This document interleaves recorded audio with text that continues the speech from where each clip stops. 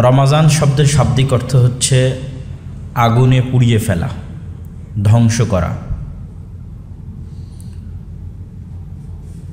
তো রমাজান শব্দের এই নামকরণের সবচেয়ে বড় কারণ হচ্ছে এই মাসে মানুষ তার গুনাহকে পুড়িয়ে ফেলে, ধ্বংস করে। আর রমাজান মাসের মহত্বের মূল কারণ হচ্ছে রমাজান এমন একটি মাস যে মাসে পৃথিবীর সর্বশ্রেষ্ঠ কিতাব পবিত্র কোরআন অবতীর্ণ হয়েছে। যে পবিত্র কোরআন আমাদের নবী মুহাম্মদ সাল্লাল্লাহু আলাইহি ওয়াসাল্লামের স্থায়ী, চিরন্তন, চিরস্থায়ী মুআজিজা।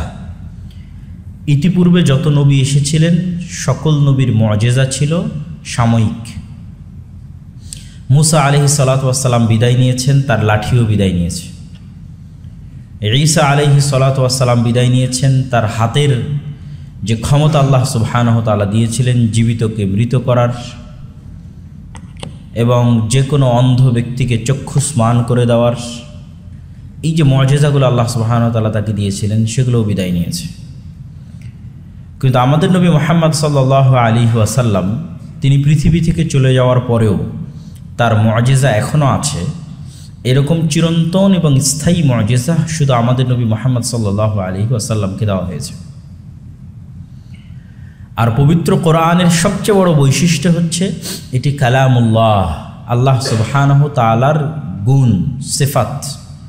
আল্লাহর গুণ, আল্লাহর সিফাত হচ্ছে তিনি কথা বলেন। আল্লাহ সুবহানাহু তাআলা কথা বলেন, এটি তার গুণ।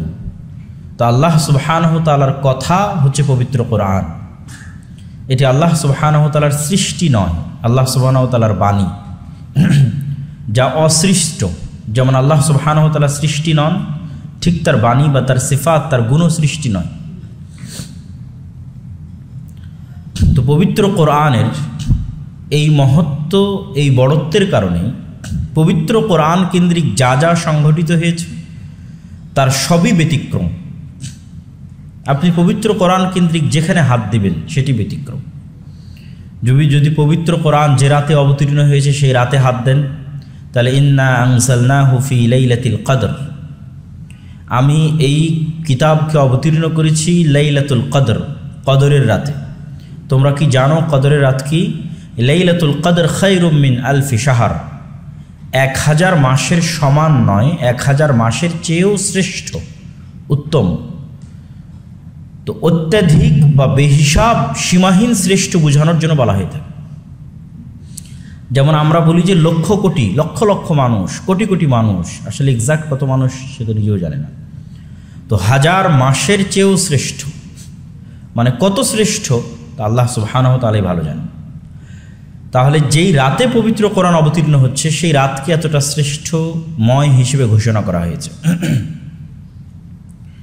কত শ্রেষ্ঠময় হিসেবে ঘোষণা করা হয়েছে যে সেই রাতে পৃথিবীর 1 ইঞ্চি জায়গাও খালি থাকে না যেখানে আল্লাহ সুবহানাহু ওয়া তাআলার ফেরেশতা থাকেন না।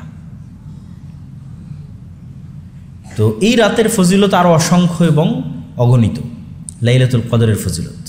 ঠিক রমাজান একটা মাস, যেই মাসে এই কোরআন অবতীর্ণ হয়েছে, সেই মাসটার কত শ্রেষ্ঠত্ব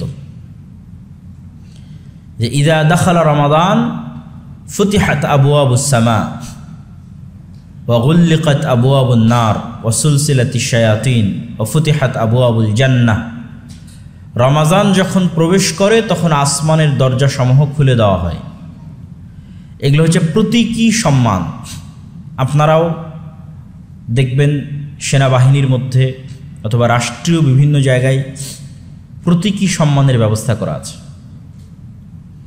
পুষ্পস্তবক অর্পণ করা অথবা তোপ বিস্ফোরণের মাধ্যমে সালামি পেশ করা, 21 তোপের সালামি, 7 তোপের সালামি, লাল গালিচার মাধ্যমে সংবর্ধনা পেশ করা, অথবা স্যালুট, সেনাবাহিনীর যে স্যালুট সিস্টেম আছে সেই স্যালুট সিস্টেমের মাধ্যমে সম্মান পেশ করা, গার্ড অফ অনার।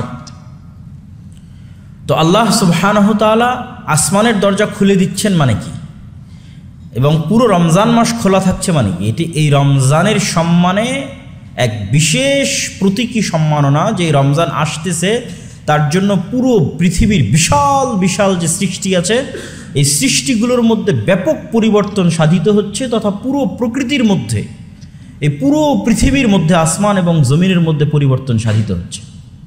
আসমান আল্লাহর অনেক বড় সৃষ্টি, ব্যাপক সৃষ্টি। যারা বিজ্ঞান নিয়ে পড়ে তারা আরও ভালো বলতে পারবে যে মহাশূন্য কত বিশাল। তো যেই মহাশূন্যের সীমানা বিজ্ঞানীরা নির্ধারণ করতে পারে না, এই মহাশূন্য নিচের আসমানের নিচের অবস্থা। যে আসমানকে আল্লাহ বলেছেন আসসামা আদ-দুনিয়া, পৃথিবীর আসমান, সেই আসমানেরই যে মহাশূন্য, সেই শূন্যের কত ভাগ বিজ্ঞানীরা আবিষ্কার করতে পেরেছে তা তারাও জানে না। তাহলে আসমান কত বিশাল। তাহলে মহা বিশাল আসমানের আল্লাহ সুবহানাহু ওয়া তাআলার প্রত্যেকটা সৃষ্টির সিস্টেম আছে, আসমানের দরজা আছে, আর অসংখ্য প্রমাণ আপনি পাবেন, অসংখ্য প্রমাণ হাদিসে পাবেন। আল্লাহ সুবহানাহু ওয়া তাআলা উইদাউট সিস্টেম কোনো কিছু পরিচালনা করেন না। এক কিয়ামত সংঘটিত হবে, তার জন্য একজন নির্ধারিত ফেরেশতা দাঁড় করিয়ে রেখেছেন, যেই দিন উনি কিয়ামতের কথা বলবেন সেই দিন বাঁশিতে ফু দেওয়া হবে, জাস্ট একটা কাজের জন্য একটা ফেরেশতা এখনও দাঁড়িয়ে আছে। তাহলে ওনার পরিচালনা সিস্টেম অনেক সূক্ষ্ম, অনেক সুচারু। সুতরাং এটা আশ্চর্য হওয়ার কিছু নয় যে আসমানের দরজা আবার কি, আসমানের দরজা কেমনি খুলবে, জি না, ওই রকম নয়। আল্লাহ সুবহানাহু ওয়া তাআলার পরিচালনা সিস্টেম অনেক সূক্ষ্ম। আপনি মেরাজের রাতের হাদিস পড়েন, যখন মুহাম্মদ সাল্লাল্লাহু আলাইহি ওয়াসাল্লামকে নিয়ে জিবরাইল আলাইহিস সালাতু ওয়াস সালাম সফর করছেন, তখন জিবরাইল আলাইহিস সালাতু ওয়াস সালামকে অনুমতি নিয়ে আসমানে প্রবেশ করতে হচ্ছে। হাদিসের ইবারতের মধ্যে বিস্তারিত আছে, আপনি কে? তো আমি জিবরাইল। ওমা মাক, আপনার সাথে কে? তো মুহাম্মদ। মোহাম্মদ কি আনার অনুমতি দেওয়া হয়েছে? তো বলে হ্যাঁ, মোহাম্মদ সাল্লাল্লাহু আলাইহি ওয়াসাল্লামকে আনার অনুমতি দেওয়া হয়েছে। তখন দরজা খুলে দেওয়া হচ্ছে। তো আল্লাহ সুবহানাহু ওয়া তাআলার এই পুরো পৃথিবী পরিচালনার প্রত্যেকটা স্তরের দায়িত্ব ভাগ করা আছে। তো আসমানের দরজা আছে, এতে কোনো সন্দেহ নেই। তো আসমানের দরজাগুলো পুরো রমজান মাস ব্যাপী খোলা থাকতেছে, মানে সারা পৃথিবীর সকল সৃষ্টিজীবকে আল্লাহ সুবহানাহু ওয়া তাআলা জানিয়ে দিচ্ছেন যে রমজান কত মহান মাস। ও ফুতিহাত আবওয়াবুল জান্নাহ, জান্নাত সৃষ্টি করা আছে, এটা ঈমানের অংশ। যে আল জান্নাতু হাক্কুন, জান্নাত আল্লাহ আগেই সৃষ্টি করে রেখেছেন। তো জান্নাতেরও দরজা আছে, এবং জান্নাতের দরজায় প্রবেশের ধরন আছে, কোন দরজা দিয়ে কে প্রবেশ করবে সেটাও বিস্তারিত বিবরণ আছে কোরআন এবং হাদিসে। কোন জান্নাতটা কার জন্য নির্ধারিত থাকবে, জান্নাতের স্তরভেদ থাকবে, মানুষ তার নিজ নিজ আমল অনুযায়ী জান্নাতের সুবিধা ভোগ করবে। যেমন আপনারা বিভিন্ন অফার ভোগ করেন, আপনাদের বেতন কাঠামো আছে, কে কোন গ্রেডের বেতন পাচ্ছেন, প্রত্যেকটা জায়গায় দেখবেন ফ্যাসিলিটির পার্থক্য আছে। তো ঠিক যখন জান্নাতীরা জান্নাতে প্রবেশ করবে, সবাই জান্নাতে, কিন্তু সবাই সমান গ্রেডের সুযোগ সুবিধা ভোগ করবে না। তো এই যে এক একজন এক এক গ্রেডের সুযোগ সুবিধা ভোগ করবে, সেগুলোর স্তরভেদ আল্লাহ সুবহানাহু ওয়া তাআলা করে রেখেছেন। এবং তার অন্যতম একটা ধরন হচ্ছে জান্নাতের দরজা, আলাদা আলাদা জান্নাত তার দরজা। তো ফুতিহাত আবওয়াবুল জান্নাহ, সৃষ্টি করা জান্নাতের সকল দরজা পুরো রমজান মাসব্যাপী খোলা থাকবে। জাহান্নাম সৃষ্টি করা আছে, জাহান্নাম স্বয়ং স্বচক্ষে রাসূলুল্লাহ সাল্লাল্লাহু আলাইহি ওয়াসাল্লাম মেরাজের রাত্রে দেখেছেন। তার বর্ণনা তিনি উল্লেখ করেছেন যে জান্নাত দেখে তিনি বলেছেন, এই জান্নাত কে না চাইবে সেই জান্নাতে আসতে, কিন্তু জান্নাতে যাওয়ার পদ্ধতি যখন দেখেছেন তখন হতাশ হয়ে গেছেন। আর জাহান্নাম দেখে বলেছেন, কে না চাইবে জাহান্নাম থেকে বাঁচতে, কিন্তু বাঁচার পদ্ধতি যখন দেখেছেন তখন হতাশ হয়ে গেছেন। কেননা জাহান্নাম ঘিরে রাখা আছে মানুষের অন্তরের শাহওয়াত, মনের চাওয়া দিয়ে। তো মানুষ তো মনের গোলাম, সে কতক্ষণ আর মনের বিরুদ্ধে যুদ্ধ করবে আর শয়তানের বিরুদ্ধে যুদ্ধ করবে এই জাহান্নাম থেকে বাঁচার জন্য। তো এই জাহান্নামের সকল দরজা প্রতীকীভাবে রমজানের আগমনে বন্ধ করে দেওয়া হবে। ওয়াসুলসিলাতি শায়াতিন, শয়তানকে শৃঙ্খলাবদ্ধ করা হবে। তাহলে এত বিশাল বিশাল সৃষ্টির মধ্যে আল্লাহ সুবহানাহু ওয়া তাআলা ব্যাপক পরিবর্তন সাধন করতেছেন রমজানের প্রবেশে। তথা রমজান অনেক মহৎ কিছু। তো রমজানের এই মহত্বের গোপন রহস্য কি? এই রমজানে কি অবতীর্ণ হয়েছে? কোরআন অবতীর্ণ হয়েছে। তাহলে রমজানের যদি এত সম্মান হয়, তাহলে কোরআনের কত সম্মান? কেন রমজানের এই সম্মানগুলো তো সে অর্জন করতেছে এই ওসিলাতেই যে ওই মাসে কি অবতীর্ণ হয়েছে? কোরআন অবতীর্ণ হয়েছে। সম্মানিত উপস্থিতি, তো রমজান মুসলমানদের জন্য এক বিশাল সুযোগের মাস। অনেক দিক থেকে রমজানের ব্যাখ্যা করা সম্ভব যে রমজান আমাদের জন্য কি কি সুযোগ এবং কি কি সুবিধা নিয়ে আসতেছে। শুধু স্বাভাবিক ফজিলতের আলোচনা তো আছেই, তিনটা কাজ এমন আছে যে তিনটা কাজের পিছনে রাসূলুল্লাহ সাল্লাল্লাহু আলাইহি ওয়াসাল্লাম অতীতের সকল গুনাহ মাফ হয়ে যাওয়ার ওপেন ঘোষণা দিয়েছেন। মান সামা রমাদানা ঈমানান ওয়া ইহতিসাবান, যে ব্যক্তি রমজান মাসে সিয়াম পালন করলো ঈমানের সাথে নেকির আশায়, তার পূর্বের সকল গুনাহ মাফ হয়ে যাবে। যে ব্যক্তি রমজান মাসে তারাবির সালাত আদায় করলো ঈমানের সাথে নেকির আশায়, তার পূর্বের সকল গুনাহ ক্ষমা হয়ে যাবে। যে ব্যক্তি রমজানের লাইলাতুল কদর পেল এবং লাইলাতুল কদরের রাত জাগ্রত অবস্থায় ইবাদত করলো, তার পূর্বের সকল গুনাহ ক্ষমা হয়ে যাবে। কিন্তু প্রত্যেকটা বাক্যের সাথে দুইটা শর্ত যুক্ত করা আছে, ঈমানের সাথে নেকির আশায়। তো নেকির আশার ব্যাখ্যা সকল মুহাদ্দিসিনে কেরাম করেছেন নিয়ত। এবং আমরা সবাই জানি যে ইসলামের সকল কাজের মূল ভিত্তি নিয়া, ইন্নামাল আমাল বিন্নিয়াত। এবং নিয়ত যদি বিশুদ্ধ না হয় তাহলে আমল জান্নাতে নিয়ে যাওয়া বহু দূরের কথা, জাহান্নামে নিয়ে যাবে। এবং সহিহ বুখারীর হাদিস আছে, আপনারা সকলেই জানেন, লম্বা হাদিস, যে আল্লাহ সুবহানাহু ওয়া তাআলা জাহান্নাম উদ্বোধন করবেন আলেম দিয়ে, শহীদ দিয়ে, দানবীর দিয়ে। তা সে যুদ্ধ করে শহীদ হয়েছে আল্লাহর রাস্তায়। আলেম আল্লাহর রাস্তায় মানুষকে দাওয়াত দিয়েছে, দানবীর আল্লাহর সন্তুষ্টির জন্য, দানবীর আল্লাহর মসজিদ এবং আল্লাহর মাদ্রাসায় দান করেছে। কিন্তু কোনো কাজে আল্লাহর সন্তুষ্টি উদ্দেশ্য ছিল না, প্রত্যেকটা কাজে উদ্দেশ্য ছিল মানুষকে দেখানো। ফলত তার আমল, সে চুরি করার কারণে জাহান্নামে যাচ্ছে না, সে ডাকাতি জেনা করার অপরাধে জাহান্নামে যাচ্ছে না, সে আল্লাহর রাস্তায় জিহাদ ফি সাবিলিল্লাহ করার অপরাধে জাহান্নামে যাচ্ছে, সে আলেম হওয়ার অপরাধে, মানুষকে দাওয়াত দেওয়ার অপরাধে জাহান্নামে যাচ্ছে, সে দান করার অপরাধে জাহান্নামে যাচ্ছে। তার নেকির কাজ অপরাধ হয়ে গেছে। নেকির কাজ অপরাধ হয়ে গেছে কখন? যখন নিয়ত ঠিক থাকেনি তখন। তাহলে এই যে রমজানের যে বিশাল ফজিলত পাওয়ার শর্তারোপ করা হলো, তার প্রথম শর্ত যদি আমরা বুঝতে চাই তাহলে সেটি হচ্ছে নিয়তের বিশুদ্ধতা। যে আমি কি তারাবির সালাত আদায় করছি বন্ধু বান্ধবকে দেখা, আত্মীয় স্বজনকে দেখা, সমাজের স্ট্যাটাস রক্ষা করা, ইফতার পার্টি, সাহারি, সিয়াম পালন করা ইত্যাদি সব কিছুই যদি শুধু সোসাইটির স্ট্যাটাস মেনটেন করার জন্য, সমাজে চলার জন্য, ফ্রেন্ড সার্কেলের সাথে মুখ রক্ষা করার জন্য হয়, তাহলে এই আমলগুলো আমাদের কিসে যাওয়ার কারণ হবে? জাহান্নামে যাওয়ার কারণ হবে। অতীতের গুনাহ ক্ষমা হওয়া তো বহুদূরের কথা। 2 নম্বর শর্ত ঈমানের সাথে। ঈমানের সাথে মানে কি? রাসূলুল্লাহ সাল্লাল্লাহু আলাইহি ওয়াসাল্লাম এক হাদিসে বলছেন, লা ইয়াজনি যানি হিনা ইয়াজনি ওয়া হুয়া মুমিন, লা ইয়াসরিকুস সারিক হিনা ইয়াসরিক ওয়া হুয়া মুমিন। কোন জেনাকারী যখন জেনা করে তখন সে মুমিন থাকে না, ওই জেনা করা অবস্থায় সে মুমিন থাকে না। কোন চোর যখন চুরি করে তখন চুরি করা অবস্থায় সে মুমিন থাকে না। তথা এই হাদিস স্পষ্টভাবে প্রমাণ করছে যে মানুষ যখন আল্লাহর কোনো বিধান লঙ্ঘন করে তখন তার মধ্যে পূর্ণাঙ্গ ঈমানের উপস্থিতি থাকে না? থাকে না? থাকে না। তাহলে আমি সিয়াম পালন করছি এবং সিয়াম পালন করা অবস্থায় আল্লাহর বিধানের লঙ্ঘন করছি, মানে কি আমি ঈমান অবস্থায় সিয়াম পালন করছি? না। আমি যদি বুঝাতে না পারি এটা আমার ব্যর্থতা। আপনারা তিনটা ফজিলত দেখলেন, তিনটা আমলের সেম ফজিলত রমজান মাসে। সেটি কি অতীতের সকল গুনাহ ক্ষমা হয়ে যাওয়া, কিন্তু শর্ত 2টা। তার মধ্যে 1 নম্বর শর্ত হচ্ছে ঈমান, 2 নম্বর শর্ত সঠিক নিয়ত। তো ঈমান মানে কি? আর এক হাদিসের ব্যাখ্যা আমি আপনাদের সামনে বোঝানোর চেষ্টা করতেছি যে ঈমান অর্থ হচ্ছে আপনি সিয়াম থাকা অবস্থায় যদি গুনাহে লিপ্ত হন তাহলে আপনি কি ঈমান অবস্থায় সিয়াম পালন করছেন? কথা বলতে হবে, ঈমান অবস্থায় সিয়াম পালন করছেন না। তাহলে ঈমান অবস্থায় সিয়াম পালন করছেন না মানে এই সিয়াম কি আপনার অতীতের গুনাহ ক্ষমা করবে? ক্ষমা করবে না। তাহলে ঈমান অবস্থায় সিয়াম মানে গুনাহবিহীন সিয়াম। আমার সাথে বলেন তো, ঈমান অবস্থায় সিয়াম মানে কি? গুনাহবিহীন সিয়াম। আমরা কি মনে করেছি সিয়াম মানে না খেয়ে থাকা? সিয়ামের সঙ্গের মধ্যেই তো না খেয়ে থাকা নাই। সিয়ামের সঙ্গের মধ্যেই বড় অংশ হচ্ছে মানুষের যে নফস, এই নফসকে কন্ট্রোল করা।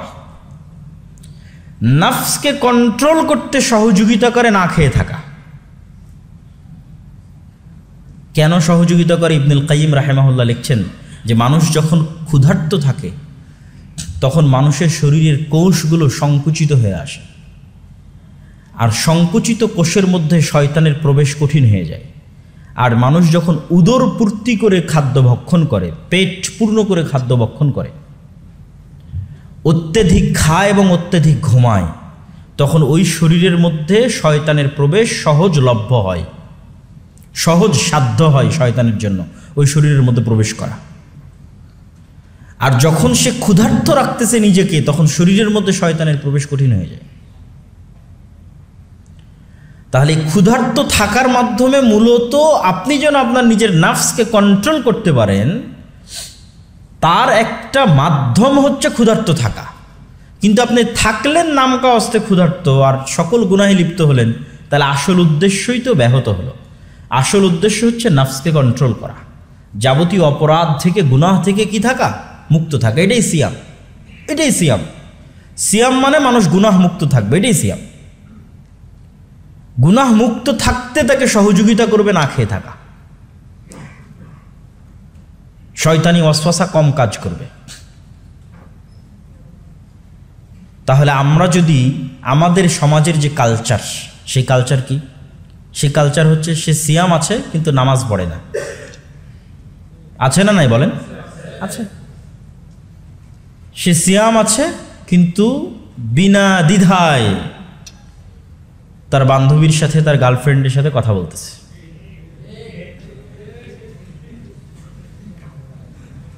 সিয়াম আছে, আবার সেই সিয়ামের ইফতার পার্টি হচ্ছে, সেই ইফতার পার্টি আবার পরিপূর্ণ ফ্রি মিক্সিং। তাহলে প্রত্যেকটা ধাপে ধাপে আপনি ঈমানবিহীন আছেন। আমার কথাটা বুঝেন যে আপনি প্রতিটা ধাপে ধাপে কি অবস্থায় আছেন? ঈমানবিহীন আছেন। তো ঈমানবিহীন অবস্থায় আপনি তাহলে এই সিয়ামের কোনো উপকার পাবেন? কোনো উপকার পাবেন? এটা তো আসলে সিয়াম হচ্ছে না, এটা শুধুই না খেয়ে থাকা হচ্ছে। শুধুই আপনি একটা ফাংশন অ্যাটেন্ড করছেন কিন্তু তার পরিপূর্ণ হক আদায় করছেন না, নামকাওয়াস্তে একটা আনুষ্ঠানিকতা পূর্ণ করছেন মাত্র। সমাজের সবাই করছে, বাপ মা করছে, আপনিও করছেন, কিন্তু প্রকৃত অর্থে আপনি সিয়াম পালন করছেন না।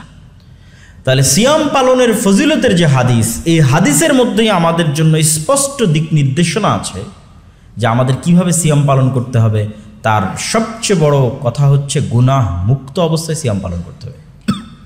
এই জন্য রাসূলুল্লাহ সাল্লাল্লাহু আলাইহি ওয়াসাল্লাম বলেন, মাল্লাম ইয়াদা কাওলা যুর ওয়াল আমালা বিহি ফালাইসা লিল্লাহি হাজাতুন আন ইয়াদা তুআমাহু ওয়া শারাবাহু।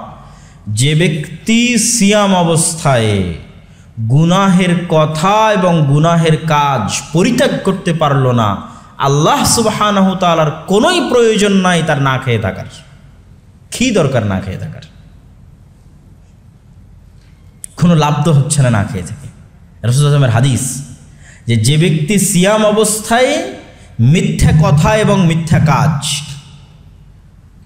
তো প্রত্যেক গুনাহই মিথ্যা, গুনাহের কথা এবং গুনাহের কাজ পরিত্যাগ করতে পারল না, আল্লাহ সুবহানাহু তাআলার কোনো প্রয়োজন নাই ওই ব্যক্তির না খেয়ে থাকার, ওই ব্যক্তির পানাহার এবং আহার, পানি এবং আহার, খাদ্য সব কিছু বর্জন করে থাকার কোনো প্রয়োজন আল্লাহ সুবহানাহু তাআলার কাছে নাই। সম্মানিত উপস্থিতি, তাহলে রমজান মাস মূলত শয়তানের বিরুদ্ধে একটা যুদ্ধ এবং চ্যালেঞ্জের মাস, এবং এই মাসের সবচেয়ে বড় উপকারিতা হচ্ছে অভ্যাস তৈরি করার মাস। প্রোডাক্টিভ কিছু সুন্দর গুড হ্যাবিট, ভালো অভ্যাস মানুষ তৈরি করতে পারে, এরকম একটা উপযুক্ত মাস হচ্ছে রমজান। মানুষ যখন কোনো কাজের অভ্যস্ত হয় তখন সেই কাজ করা তার জন্য সহজ হয়, আর কোনো কাজের যখন মানুষ অভ্যস্ত হয় না সেই কাজ নিয়মিত করা তার জন্য কঠিন হয়। আপনি শুধু একটা বক্তব্য শুনেই কোনো কাজের জন্য অভ্যস্ত হতে পারবেন না, ওই কাজের প্র্যাকটিস থাকা লাগবে, তাহলে আপনি অভ্যস্ত হবেন, যাতে ওই কাজটা আপনার সাবকনসিয়াস মাইন্ডে সেভ হয়ে যায়। এবং যখনই কোনো কাজ মানুষ বারবার করে তখন অটোমেটিক তার সাবকনসিয়াস মাইন্ড ওটা সেভ করে নেয়। আপনি একবার গাড়ি চালানো শিখেন, শিখতে শিখতে শিখতে শিখতে শিখতে শিখতে আপনার সাবকনসিয়াস মাইন্ড ওটা ধরে ফেলবে। তো যত বেশি আপনি গাড়ি চালাবেন তত আপনি অবচেতন মনে গাড়ি চালাতে পারবেন। তথা যে বেশি গাড়ি চালিয়ে বেশি এক্সপার্ট, সে হয়তো ফোন চালিয়েও গাড়ি চালাতে পারে, সে হয়তো আর একটা কাজের পাশাপাশিও গাড়ি চালাতে পারে, কেননা তার হাত পা, তার মাইন্ড সেট আপ, ব্রেন সব কিছু অটোমেটিক জানে কখন ব্রেক চাপতে হবে, কখন বাঁশি দিতে হবে, অটো হতে থাকে। ঠিক একটা মানুষ যখন সালাতের জন্য অভ্যস্ত হয়ে গেছে, টানা 40 দিন 50 দিন 1 মাস 2 মাস 3 মাস থেকে 5 ওয়াক্ত সালাত আদায় করতেছে, তারপরে দেখবেন অটোমেটিক যেই সময়ে সালাতের সময়, ওই সময়ে তার সাবকনসিয়াস মাইন্ড, ও জানে না, ওর নিজেরও কোনো ইচ্ছা আসলে ওই মুহূর্তে কাজ করতেছে না, কিন্তু তার অবচেতন মনে তার মন তাকে স্মরণ করিয়ে দিবে যে এখন সালাতের সময় হয়েছে। আপনার ফজরের সময় অ্যালার্মও লাগবে না, কেন আপনার অবচেতন মন আপনাকে ঘুম থেকে জাগিয়ে দিবে, যেহেতু আপনি কন্টিনিউয়াস সালাত আদায় করে আসতেছেন, টানা 40 দিন 50 দিন যাবৎ ফজরের সালাত আদায় করতেছেন। আপনার অবচেতন মন পরের দিন ওই সময় আপনাকে জাগিয়ে দেবে, যেহেতু নিয়মিত আপনি এই সময় জাগতেছেন, অতএব তাকে এখন জাগিয়ে দিতে হবে। তখন দেখবেন যে আপনি যদি একটা ওয়াক্ত সালাত মিস দেন, আপনার মনে হবে যে আপনি কি একটা অসম্পূর্ণ আছে আজকে আপনার দিনে। এটা আপনার অবচেতন মন আপনাকে স্মরণ করাই দেবে যে আপনার দিন আজকে পরিপূর্ণ না, কারণ আপনি পুরো 30-40 দিন যাবৎ এক রুটিন অনুযায়ী চললেন, আজকে সেটা করতে পারছেন না, মানে কিছু মিসিং আছে। তাহলে অভ্যাস গঠনের সবচেয়ে উত্তম সুযোগ হচ্ছে রমজান। আমরা যদি 30 দিনের একটা চ্যালেঞ্জ আমাদের জন্য অপরিহার্য করে নিই, এবং এটা মানুষের সাইকোলজিকে বোঝানো অনেক সহজ। মানুষ যদি আজকে চিন্তা করে যে আমি একবারে সিগারেট খাওয়া ছেড়ে দিব, কঠিন হয়ে যাবে। মানুষ যদি মনে করে আমি আজকে এক্ষুনি স্থায়ীভাবে আমার গার্লফ্রেন্ডকে পরিত্যাগ করে দিব, অবৈধ সম্পর্ক বাদ দিয়ে দেবো, কঠিন হয়ে যাবে। কিন্তু তার সাইকোলজিকে সে বুঝাতে পারবে যে আমি 30 দিনের জন্য বন্ধ করে দেব। মানে তার ব্রেন, তার মেধা এবং তার মনকে সে তার জন্য বোঝানো এটা সহজ যে আমি তো আসলে স্থায়ীভাবে করতেছি না, 30 দিনের জন্য করতেছি। তাহলে 30 দিনের জন্য সে সকল গুনাহ বন্ধ করে দেওয়ার সিদ্ধান্ত নিল, 30 দিনের জন্য সকল অবৈধ সম্পর্ক কাট অফ করার সিদ্ধান্ত নিল, 30 দিনের জন্য সকল গান বাজনা, অবৈধ দৃশ্য, অশ্লীল দৃশ্য এগুলো দেখবে না, এই মর্মে সিদ্ধান্ত নিল। একবারে সিদ্ধান্ত নিলে তো তার জন্য কঠিন হয়ে যাবে। 30 দিনের জন্য এক ওয়াক্ত সালাত জামাত ব্যতীত আদায় করবে না, এই মর্মে সিদ্ধান্ত নিল। তাহলে এই 30 দিনকে যদি মুসলমানেরা চ্যালেঞ্জ হিসেবে নেয় এবং চ্যালেঞ্জ হিসেবে নিয়ে গুনাহ মুক্ত অবস্থায় 5 ওয়াক্ত সালাতের সাথে একটা রমজান অতিক্রম করে, তাহলে এটা তার সারা জীবনের জন্য একটা শিক্ষা হিসেবে থেকে যাবে। এবং এটাই কিন্তু রমজানের মূল উদ্দেশ্য, লাআল্লাকুম তাত্তাকুন, যেন তোমরা পরহেজগার হতে পারো। পরহেজগার হওয়ার জন্য ট্রেনিং দেওয়া হবে। এবং আমরা যখনই কোনো ট্রেনিং কোর্সে যাই, কোথাও ট্রেনিং নেই, আর্মিতে যখন কেউ যায় তাদের যখন ট্রেনিং হয়, তখন কত কিছু রেস্ট্রিক্টেড থাকে।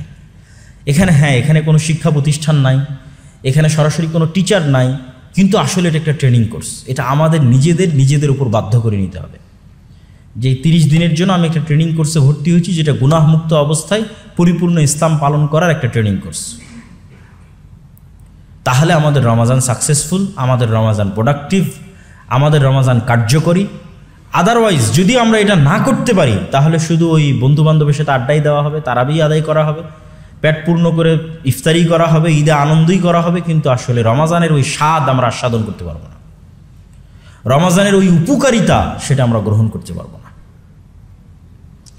এই জন্য আজকে যারা এখানে উপস্থিত আছেন তাদের সকলকে আমি উদাত্ত আহ্বান জানাবো যে আমরা এই যে রমাজান আসতেছে, এই রমাজানকে আমরা মূল্যায়ন করি। মূল্যায়ন করো তো, আমরা এই রমাজানকে প্রোডাক্টিভ করার জন্য, প্রোডাক্টিভিটি বাড়ানোর জন্য রমাজানের আমরা নিজস্ব রুটিন তৈরি করি। এবং আমরা সংক্ষিপ্ত একটা রুটিনের আজকে আলোচনা করব ইনশাল্লাহ। এবং সেই রুটিন অনুযায়ী পুরো রমজান চ্যালেঞ্জ হিসেবে নিয়ে আমরা পার করার চেষ্টা করি। দেখি আল্লাহ সুবহানাহু ওয়া তাআলা আমাদের তৌফিক দেয় কিনা। সকলেই চেষ্টা করবেন তো ইনশাআল্লাহ। জাযাকাল্লাহ খাইর, বারাকাল্লাহ ফিক। আচ্ছা, রমজানের আরও কিছু ফজিলত আছে, গুরুত্ব আছে, সেগুলো হয়তো কিছু ছুটে গেছে, আমি আরও কয়েকটা গুরুত্ব তুলে ধরে একটা সুন্দর রুটিন আলোচনা করে আমাদের বক্তব্যের শেষের দিকে চলে যাব।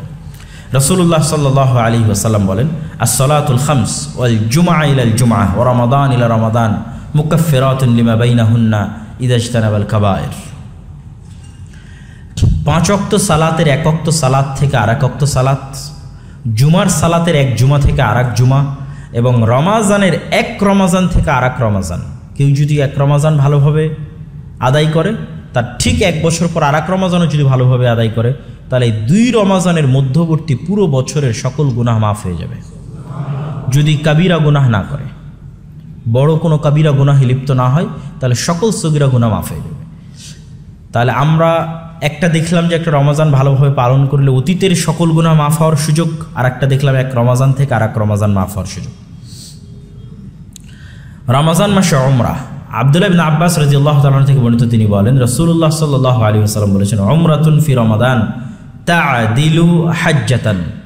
রমাজান মাসে উমরা করা একটি কবুল হজ করার সমান নাকি?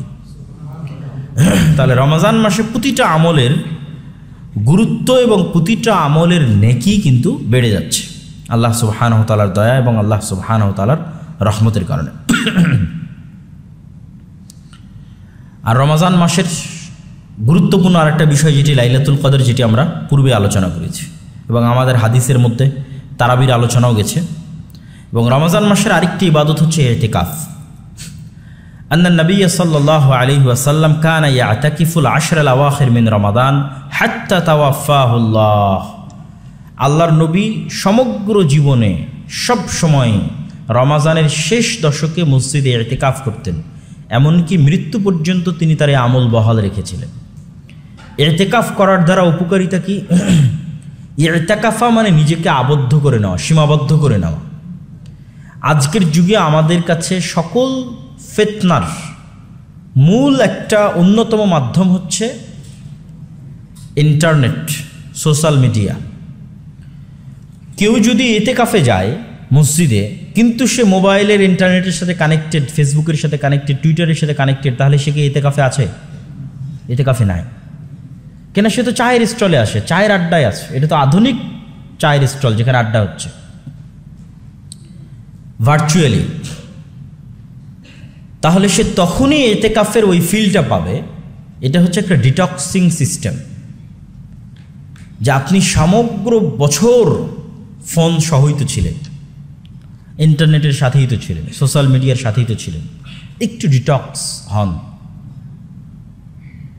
ফোন থেকে ডিসকানেক্টেড অবস্থায়, দুনিয়া থেকে ডিসকানেক্টেড অবস্থায় 10টা দিন আল্লাহর কোরআন, আল্লাহর নবীর হাদিস, আল্লাহর ইবাদত, রাতের ইবাদত, এটি সহ 10টা দিন মসজিদে কাটিয়ে দেখেন। তাহলে আপনি বাস্তব জগতে ফিরে আসবেন, প্রকৃত ফিলিংস পাবেন, জীবনের ফিলিংস এবং আল্লাহ সুবহানাহু ওয়া তাআলার ইবাদতের ফিলিংস। এটার সুযোগ রমজান মাসে আছে, আমাদের নবী মুহাম্মদ সাল্লাল্লাহু আলাইহি ওয়াসাল্লাম করতেন। সুতরাং আমাদের যাদের পক্ষে সম্ভব, কেননা বাকি 30 দিনের জন্য তো আর এটি আপনাকে বলা সম্ভব হচ্ছে না, কেন 30 দিনের জন্য এটি মানুষের কাছে অনেক কঠিন মনে হবে। এই জন্য ইসলামের প্রতিটা ইবাদত মানুষের সাইকোলজির সাথে কানেক্টেড। আল্লাহ আপনাকে বলেনি যে সারা বছর সিয়াম ফরজ, এটা বলেনি। বছরে 1 মাস সিয়াম ফরজ বলেনি। যে প্রতি বছর হজ করতে যেতে হবে না, সারা জীবনে একবার হজ করতে হবে। মানে প্রত্যেকটা ইবাদতের সাথে মানুষের সক্ষমতা এবং মানুষের মেন্টালিটির কানেকশন আছে। তো 10 দিন যদি আপনি সিদ্ধান্ত নেন যে 10 দিন আপনি মোবাইলবিহীন থাকবেন, ইন্টারনেটবিহীন থাকবেন, এটা কঠিন নয়। আপনিও আপনার সাইকোলজিকে বুঝাতে পারবেন, ঠিক আছে 10 দিন পর তো আবার ফেরত পাবো, অতএব যাই মসজিদে আমি ইতিকাফ করি। কিন্তু ওইটার যে উপকারিতা, সেটা আপনি না করা পর্যন্ত বুঝতে পারবেন না। আমাদের নবী মুহাম্মদ সাল্লাল্লাহু আলাইহি ওয়াসাল্লাম করতেন। রমজান মাসে আরেকটি ইবাদত যা রাসূলুল্লাহ সাল্লাল্লাহু আলাইহি ওয়াসাল্লাম প্রচুর পরিমাণে করতেন। কানা রাসূলুল্লাহ সাল্লাল্লাহু আলাইহি ওয়াসাল্লাম আজওয়াদুন নাস ওয়া কানা আজওয়াদ মা ইয়াকুনু ফি রমাদান হিনা ইয়ালকাহু জিবরিল ওয়া কানা ইয়ালকাহু ফি কুল্লি লাইলাতিন মিন রমাদান ফায়ুদারিসুহুল কুরআন। রমজানে রাসূলুল্লাহ সাল্লাল্লাহু আলাইহি ওয়াসাল্লাম, হাদিসের বাক্য শুরু হচ্ছে এভাবে যে আল্লাহর নবী এমনিতেই দানশীল, এমনিতেই শ্রেষ্ঠ দানশীল, কিন্তু উনি আরো বেশি মাত্রাতিরিক্ত দান করতেন কোন মাসে? রমজান। এবং আরেক হাদিসে এসেছে রাসূলুল্লাহ সাল্লাল্লাহু আলাইহি ওয়াসাল্লাম পূর্ব দিকের বাতাসের চাইতেও বেশি দান করতেন রমজান মাসে। পূর্ব দিকের বাতাস প্রকৃতিকে যতটা উপকৃত করে, মানুষকে যতটা উপকৃত করে, রাসূল সাল্লাল্লাহু আলাইহি ওয়াসাল্লামের দান তার চেয়ে বেশি উপকৃত করতে, এত বেশি পরিমাণে তিনি দান করতেন। দান করলে কি হয়? দান করার উপকার কি?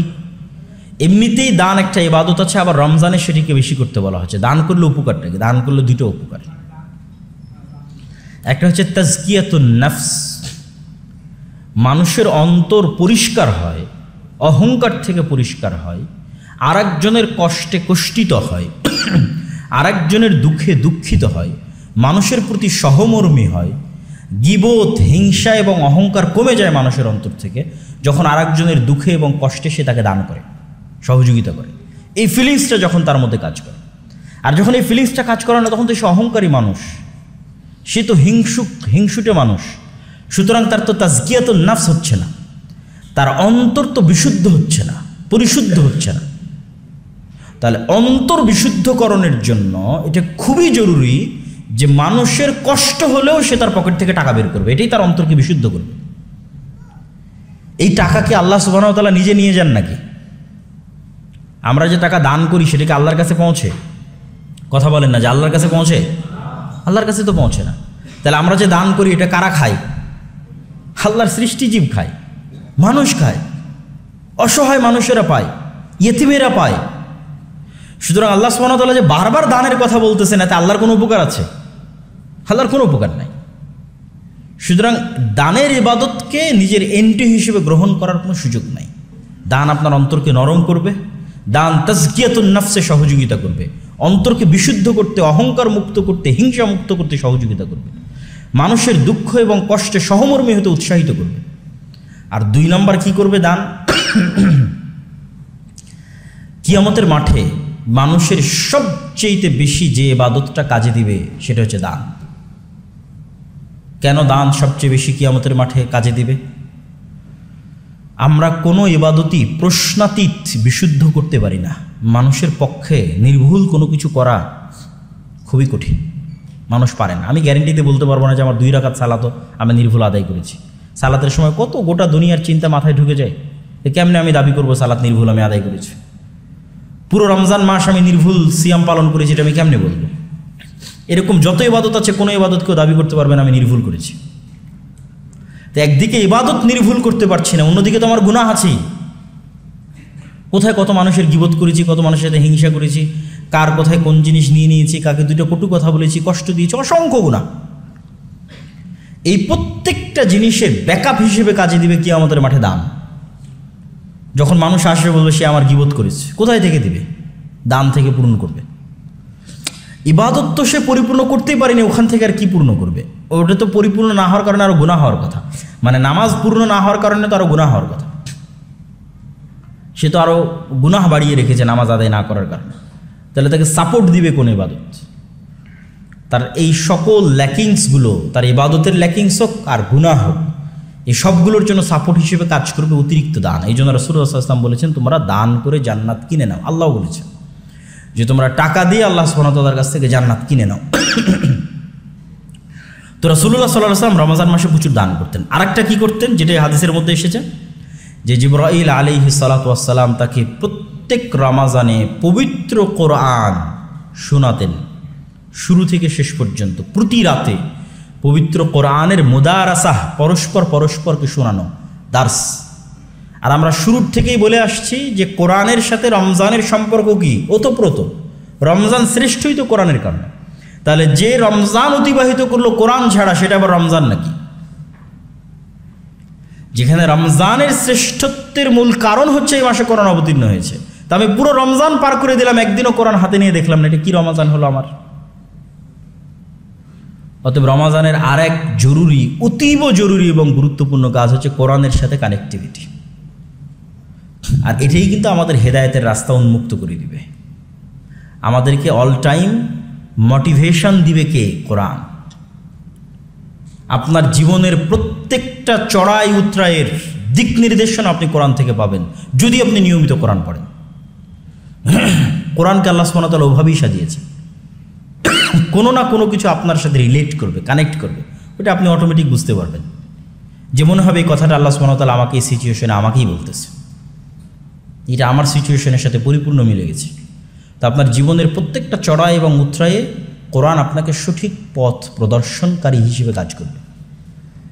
এই জন্য মুসলমান কখনো কোরআন না শিখে মৃত্যুবরণ করতে পারে না, তাহলে সে নিজেকে মুসলমানই দাবি করতে পারে না। যে মুসলমান কোরআন না শিখে, কোরআন না পড়ে দুনিয়া থেকে বিদায় নিয়েছে, সে নিজেকে মুসলমান দাবি করতে পারে না। আপনি কি উত্তর দিবেন যেখানে আপনি সকল কিছু করার সুযোগ পেয়েছেন, কোরআন শেখার সুযোগ পাননি? SSC, HSC, honours, BCS, medical, everything, চাকরি বাকরি, বিয়ে শাদী, খেলাধুলা, অল সব কিছু করেছেন, শুধু কি শিখেননি? কোরআন শিখেননি। আর কি উত্তর দিবেন আপনি? সুতরাং এই রমাজান আমাদের আরেকটা মহা সুযোগ নিয়ে আসতেছে, সেটি হচ্ছে কোরআন শিক্ষা। নিজ নিজ মসজিদে কোরআন শিক্ষা আয়োজন করে নিজে কোরআন শিখেন। আয়োজন থাকলে সেখানে যুক্ত হন, আয়োজন না থাকলে নিজে আয়োজন করেন। কিন্তু রমজানে কোরআন শিখতে হবে। আর আলহামদুলিল্লাহ, যারা কোরআন পারেন, মাশাআল্লাহ, আলহামদুলিল্লাহ, আপনি কোরআন পড়ে শেষ করে দিবেন। রমজানের প্রতিদিন কোরআনের জন্য একটা অংশ রাখবেন, যে সময়ই হোক। যদিও আমরা রুটিনে আলোচনা করব, আমাদের একটা পরামর্শ যে কোন সময় ভালো হয় কিছুক্ষণ পরে। তাহলে কোরআনের জন্য একটা অংশ আমাদের রাখতেই হবে।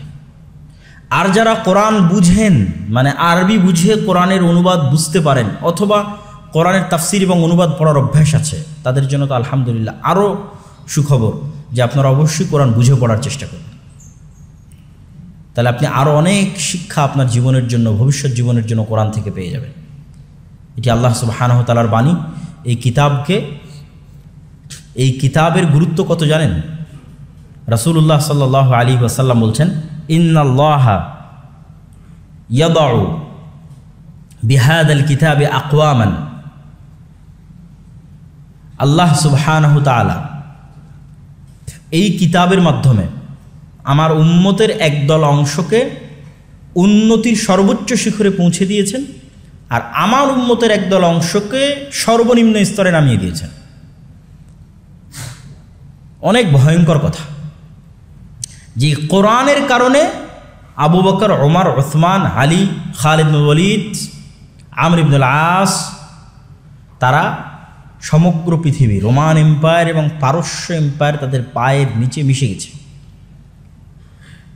আর আজকে ওই কোরআনের কারণেই আমরা মাজলুম, আমরা অপমানিত, আমরা লাঞ্ছিত।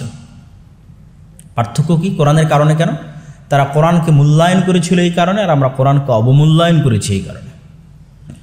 এটি রাসূলুল্লাহ সাল্লাল্লাহু আলাইহি ওয়াসাল্লাম বলেছেন যে আমাদের পৃথিবীতে আমাদের ভাগ্যের চাকা নির্ভর করবে কোরআনের মূল্য আমাদের কাছে কেমন তার উপর। কোরআনের মূল্য আমার ব্যক্তি জীবনে কেমন, কোরআনের মূল্য আমার পরিবারে কেমন, কোরআনের মূল্য আমার সমাজে কেমন, কোরআনের মূল্য আমার রাষ্ট্রে কেমন, এটার উপর নির্ভর করবে মুসলিম জাতির সামগ্রিক ভাগ্য, সামগ্রিক ভাগ্যের চাকা। কোরআনের মূল্য যেমন, মুসলিম জাতির ভাগ্য তেমন। কোরআনের মূল্য কেমন মুসলমানদের কাছে? মায়ানমারের রোহিঙ্গাদের মূল্য কেমন দেখেন, ইসরায়েলের কাছে ফিলিস্তিনিদের মূল্য কেমন দেখেন, ইন্ডিয়ানদের কাছে বাংলাদেশিদের মূল্য কেমন দেখেন। ঠিক ওই পরিমাণ মূল্য কোরআনের মুসলমানদের কাছে। ওইভাবে ভাগ্যের চাকা ঘুরতেছে। আর ওমর ইবনুল খাত্তাবের মূল্য পারস্য রোমান এম্পায়ারের কাছে কেমন ছিল কল্পনা করেন তো। ওমর ইবনুল খাত্তাবের কাছে কোরআনের মূল্য এরকম ছিল। তো ওমর ইবনুল খাত্তাব এবং তার সঙ্গী সাথী সাহাবায়ে কেরাম কোরআনকে যেমন মূল্য দিয়েছে, পৃথিবীতে তাদের তেমন দাপট প্রতিষ্ঠিত হয়েছে। আর আমরা কোরআনকে যেমন মূল্য দিয়েছি, পৃথিবীতে আমরা সেই অবস্থায় আছি জাতিগতভাবে। এটি রাসূলুল্লাহ সাল্লাল্লাহু আলাইহি ওয়াসাল্লামের হাদিসের আমি আপনাদের সামনে অনুবাদ করতেছি। সুতরাং মুসলমানদের মুক্তির আর কোনো রাস্তা নাই কোরআনের জ্ঞান অর্জন করা ছাড়া, কোরআন বুঝা ছাড়া, কোরআন মানুষকে শেখানো ছাড়া, কোরআন অনুযায়ী আমল করা ছাড়া, কোরআনকে মূল্যায়ন করা ছাড়া, সামাজিক, রাষ্ট্রীয়, অর্থনৈতিক সকল ক্ষেত্রে। তাহলে এই রমজান মাস আমাদের জন্য কোরআনকে মূল্যায়নের মাস এবং কোরআন শিখার মাস। সম্মানিত উপস্থিতি,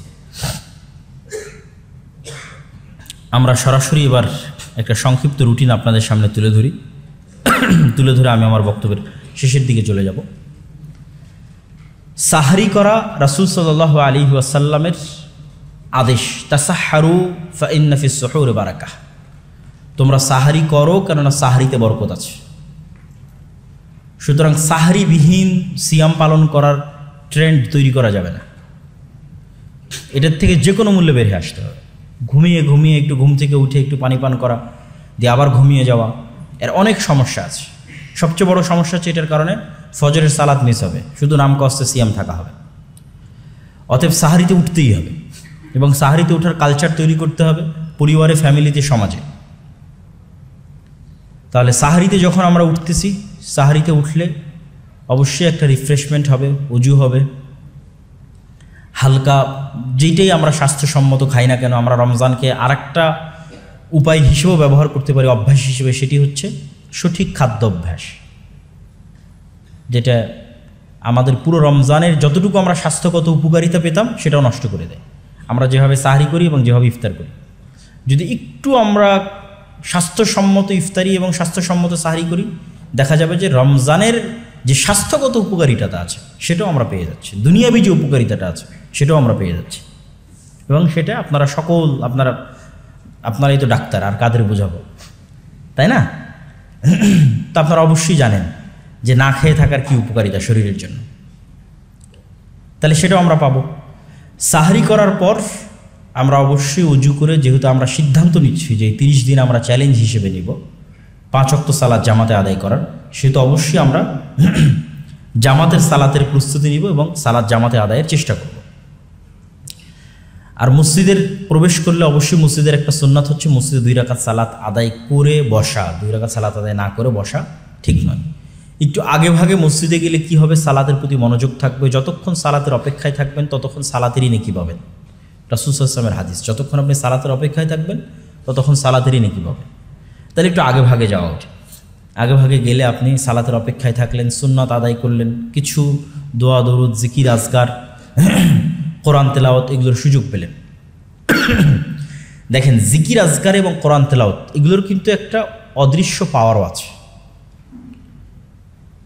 অনেক বিজ্ঞানী প্রমাণ করেছে যে মানুষের শব্দের শক্তি আছে, শব্দ ইথারে যে পাওয়ার তৈরি করে এটার প্রভাব আছে। এবং কোরআন এবং হাদিস প্রমাণ করে যে শব্দের প্রভাব আছে। যেমন আল্লাহ নবী বলেছে, আল আইন হাক্কুন, বদনজর সত্য। তো বদনজর কথা দিয়েও হয়। আপনি যখনই কোনো মানুষকে নিরুৎসাহিতমূলক কিছু বলবেন ওটার অন্তরে প্রভাব করবেই, আবার উৎসাহমূলক কিছু বলবেন সেটাও আর অন্তরে প্রভাব করবে। আমি জানি না, এরকম এক জায়গায় আমি পড়া দেখেছিলাম, এটা সত্য মিথ্যে বলতে পারবো না, যে একটা পানির গ্লাস বা কাচের মধ্যে পানি রেখে তার গায়ে যদি লাভ লেখা হয় অথবা হেট লেখা হয়, তো এই লাভের প্রভাবটাও ওটা যখন বরফে পরিণত হয় তখন তার উপর পড়ে, এবং হেইটের প্রভাবটাও যখন ওটা বরফে পরিণত হয় তখন সেটা পড়ে। এটা সত্য মিথ্যা জানি না, তবে শব্দের প্রভাব আছে। তো ঠিক আমরা যে জিকির এবং আজকারগুলো করি, এগুলো এই প্রত্যেকটা জিকির এবং আজকারের প্রভাব আছে। এটা আপনাকে মানুষের বদনজর থেকে হেফাজত করবে, জিন এবং শয়তানের আক্রমণ থেকে হেফাজত করবে, জাদু থেকে হেফাজত করবে, যাবতীয় অনিষ্ট থেকে হেফাজত করবে।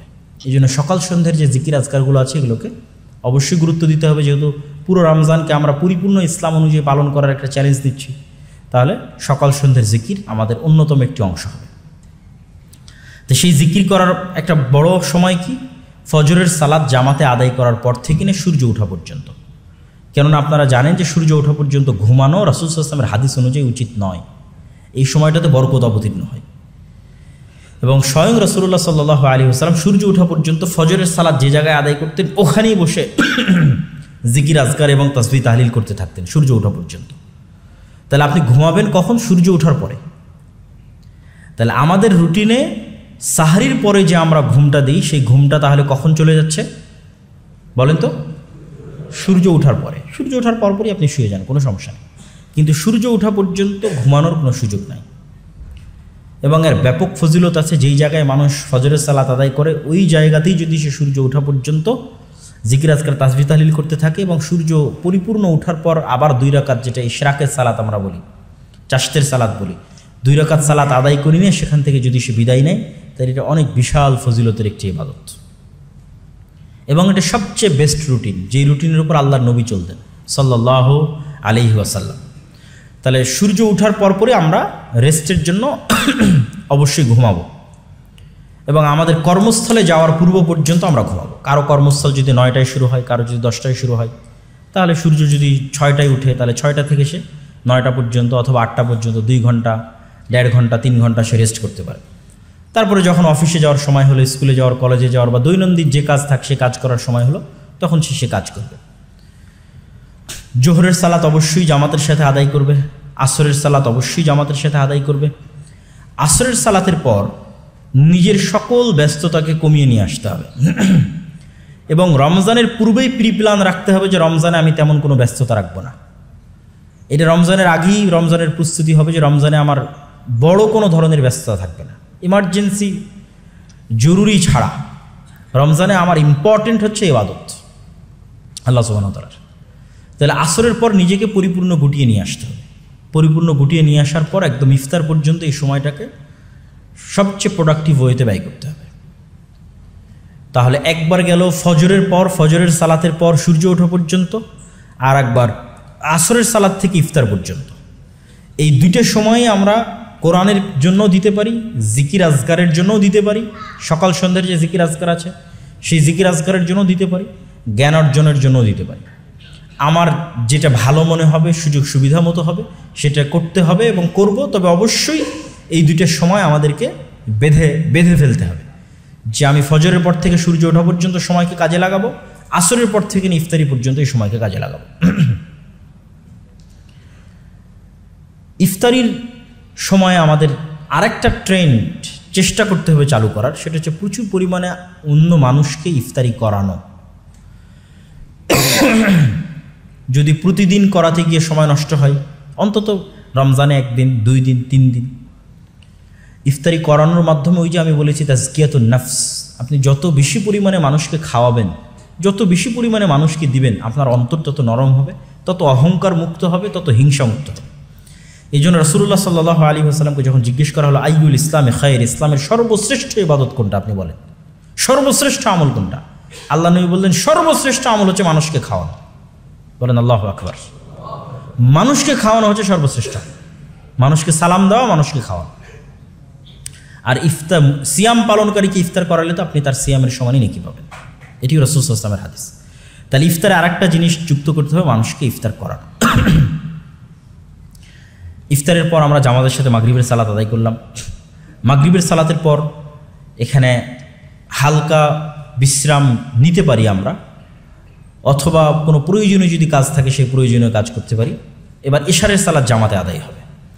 ইশারের সালাত জামাতে আদায় হওয়ার পর 2 ধরনের মানুষের জন্য 2 ধরনের নির্দেশনা। ইশারের সালাত জামাতে আদায় হওয়ার পর 2 ধরনের মানুষের জন্য 2 ধরনের নির্দেশনা। যার কনফিডেন্স নিজের উপর আছে যে সে রাতে উঠে তাহাজ্জুদের সালাত আদায় করতে পারবে, তার জন্য নির্দেশনা হচ্ছে সে জামাতে তারাবির সালাত আদায় না করে এসে ঘুমিয়ে যাবে। যার কনফিডেন্স আছে এবং যার অভ্যাস আছে তাহাজ্জুদের সালাত আদায় করার, সে ইশার সালাত জামাতে আদায় করে এসে ঘুমিয়ে যাবে। ঘুমিয়ে গিয়ে যেহেতু তার কনফিডেন্স আছে এবং তাহাজ্জুদের সালাতের অভ্যাস আছে, সেহেতু সে সাহারির জন্য যে উঠবে ওই উঠাটা আরও 1-2 ঘন্টা আগে উঠবে, 3টার সময় উঠবে, 2:30টার সময় উঠবে। উঠে সে মূলত রাতের সালাত শুরু করবে, কিয়ামুল লাইল, যেটাকে আমরা তারাবি বলছি, যেটাকে আমরা তাহাজ্জুদ বলছি। একাই নির্জন ঘরে সে আল্লাহ সুবহানাহু ওয়া তাআলার ইবাদত করবে, আল্লাহ সুবহানাহু ওয়া তাআলার কোরআন পড়বে, আল্লাহ সুবহানাহু ওয়া তাআলার কাছে নিজের গুনাহের জন্য কাঁদবে অঝোর ধারায়, এবং কাদার মাধ্যমে নিজের অন্তরকে হালকা করবে, নিজের অন্তরকে রিফ্রেশ করবে, নিজের অন্তরের কথা এটি শুনে দেখবে, তার রুহের কষ্ট শুনে দেখবে সে কত জুলম করেছে তার রুহের উপর। ইন্নী যালামতু নাফসি যুলমান কাসীরা, অনেক জুলম করেছি আমরা, কিন্তু কোনোদিন কিন্তু আমাদের রুহকে আমরা টাইম দিইনি। কেন? আমরা কানেক্টেড আছি সোসাইটির সাথে, বন্ধু বান্ধবের সাথে, আত্মীয় স্বজনের সাথে, মোবাইলের সাথে। কিন্তু যখনই রাতে নির্জনে একাই উঠবো এবং আল্লাহ সুবহানাহু ওয়া তাআলার কাছে দোয়া করব, দোয়া করতে হবে, দোয়া পাওয়ার তৈরি করে আপনাকে দোয়াতে চাইতে হবে যে হে আল্লাহ, রমজান আপনি আমাকে পরিপূর্ণভাবে আপনার সাথে থাকার তৌফিক দেন, আপনি আপনার রহমত থেকে আমাকে বিতাড়িত করিয়েন না, আপনি আমাকে অভিশপ্তদের অন্তর্ভুক্ত করিয়েন না, আপনার থেকে দূরে রাখিয়েন না, আপনার সাথে যেন কানেক্টেড থাকতে পারি সেই তৌফিক দান করেন। এই দোয়াগুলো যখন মানুষ করবে এগুলোর প্রভাব তৈরি হয় অন্তরে, অতএব দোয়া করতে হবে। আর যদি আপনার নিজের উপর কনফিডেন্স না থাকে, অভ্যাস না থাকে যে আমি ঘুমিয়ে গেলে তো আর উঠতে পারবো না, তবে অবশ্যই এটারও একটা চ্যালেঞ্জ আমাদের নেওয়া উচিত, রাতের সালাত রাতে জেগে উঠে আদায় করার চেষ্টা করতে করতে অভ্যাসে তৈরি হয়। তারপরেও যদি মনে হয় না হচ্ছে না, তাহলে অবশ্যই জামাতের সাথেই তারাবির সালাত আদায় করবেন, জামাতের সাথেই তারাবির সালাত আদায় করবেন। এবং তারাবির সালাতের মধ্যে তারাবির সালাতের শেষে একটু দোয়া করার, নিজে একা একই ব্যক্তিগতভাবে আল্লাহ সুবহানাহু ওয়া তাআলার সাথে কথা বলার অভ্যাস তৈরি করতে হবে। এবং যখনই আপনি একা একই আল্লাহ সুবহানাহু ওয়া তাআলার সাথে কথা বলা শুরু করবেন, আপনি আপনার অন্তরে ব্যাপক পরিবর্তন দেখতে পাবেন। দোয়া না করাটাও একটা অনেক বড় অহংকার। দোয়া না করাটাও আল্লাহর রহমত থেকে দূরে চলে যাওয়ার আলামত, যে আল্লাহ আপনাকে দোয়া করারই তৌফিক দেয় না। তো আপনি কিসের মুসলমান? আপনি হতভাগা। তাহলে আমরা কি বললাম, যে এশার সালাতের পর দুই ধরনের মানুষের জন্য দুইটা রুটিন। যে পারবে সে এশার সালাত পরে ঘুমিয়ে যাবে, রাতে উঠে একা একই তারাবি তাহাজ্জুদের সালাত আদায় করবে এবং আল্লাহ সুবহানাহু ওয়া তাআলার কাছে দোয়া করবে। যে পারবে না সে জামাতের সাথে তারাবির সালাত আদায় করবে। আর মূল সময় হচ্ছে ফজরের পর থেকে নিয়ে সূর্য ওঠা পর্যন্ত, আসরের পর থেকে নিয়ে ইফতারি পর্যন্ত। এই দুইটা সময় আমাদের জিকির আজকার এবং কোরআন তেলাওয়াতের জন্য সীমাবদ্ধ রাখতে হবে, জ্ঞান অর্জনের জন্য সীমাবদ্ধ রাখতে হবে। আল্লাহ সুবহানাহু ওয়া তাআলা আমাদের এই পুরো রমজানকে প্রোডাক্টিভভাবে অতিক্রম করার তৌফিক দান করুক, আল্লাহুম্মা আমিন। আমাদের সবাইকে, আপনাদের সকলকে, যারা এখানে উপস্থিত ছিলেন, আয়োজন করেছেন, সকলকে আল্লাহ সুবহানাহু ওয়া তাআলা জাযায়ে খায়ের দান করুক, আল্লাহুম্মা আমিন। ওয়া আখির